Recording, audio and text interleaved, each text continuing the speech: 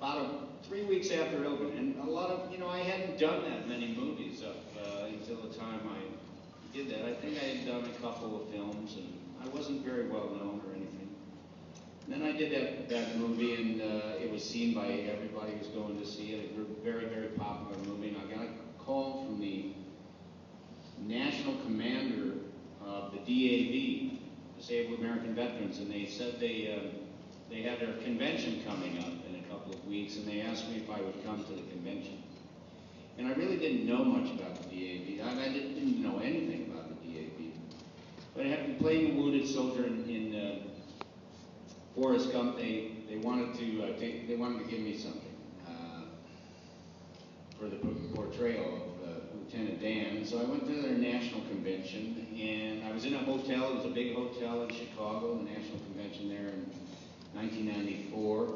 And I was up in a hotel room, and then they came up and they said, "Okay, we're going to take you down the back way and bring you through the kitchen." And so I come down the back way and go through the kitchen and everything like that. I'm standing behind these doors, doors that would open up, and I could go out into the ballroom. And I could hear my voice on like the big giant video screens, and they were playing scenes from Forest Gump, and it was me yelling about jumping and screaming in a hurricane or whatever I was doing. And then the national commander introduced me, Gary Sinise, come on out. So I came through these doors, and I really didn't know what to expect. And I walked up this ramp up onto the stage, and there were 3,000 people in the ballroom, probably 2,000, 2,500, veterans who had sacrificed in service to our country, disabled veterans, people in wheelchairs and on crutches, and from various wars, from World War I, or World War II, all the way up to the current time, which was 1994. And I was so touched because they were standing up and they were applauding me for playing this injured soldier. And I just wasn't really prepared for it.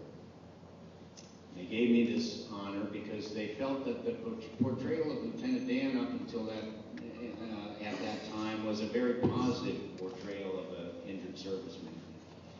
And also as a Vietnam veteran, up until that time, movies about Vietnam veterans, up until that time, there was never anything good that happened to a Vietnam veteran. It was like their lives stopped, and all the Vietnam veterans portrayed in films up until that point always never came back.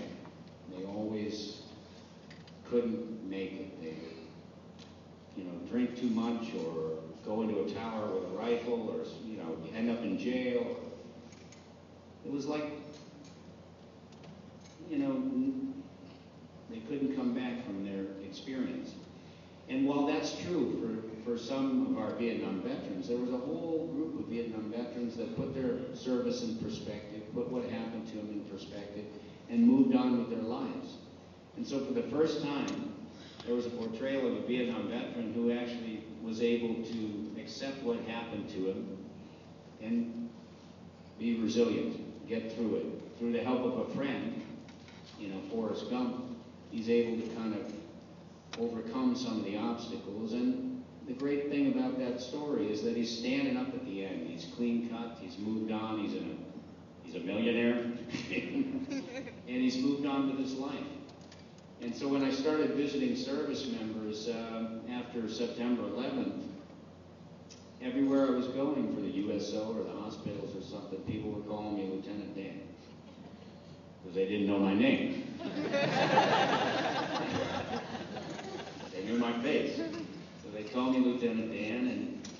And people have asked me, since then, if I ever mind that. And I realized that, going out to serve those who are serving our country, which is very, very important to me to give back to you, because you give so much to us. I realized that story of that particular character means something to people in the military. It means something to our wounded warriors. And so I never mind that. In fact, you know, after a while, after I did so many tours where I'd go out and shake hands and take pictures and to Iraq or around the world, I started taking musicians with me, where we could actually perform for the troops and put on a show. And I ended up calling the band the Lieutenant Dan Band because everybody knows me from that. So, if you ever have a chance to see us, I guarantee it's a good show. We play a lot of concerts for the troops. I probably do 40 shows a year, and maybe 30 of them are for some military-related event or charity. We're doing 16 USO shows this year alone. That's a lot of USO shows, and then on top of that, there's various other events that I do. Because I think it's important to go out there and show support, to entertain the troops and families, to visit the bases, to go to the hospitals, to let everybody know how much you're appreciated and how much we care about what you do for our country and how we don't take your service, your sacrifice, or anything that you do on a volunteer basis for granted. I mean, after all, we do have an all-volunteer service. Yeah, it's your job and everything like that, but you don't have to serve. We don't have mandatory service in our country.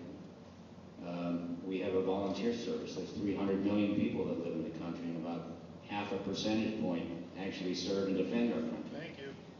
And that's for real. And so, what would we do without our defenders? It's a dangerous, dangerous world out there. You know it better than anyone.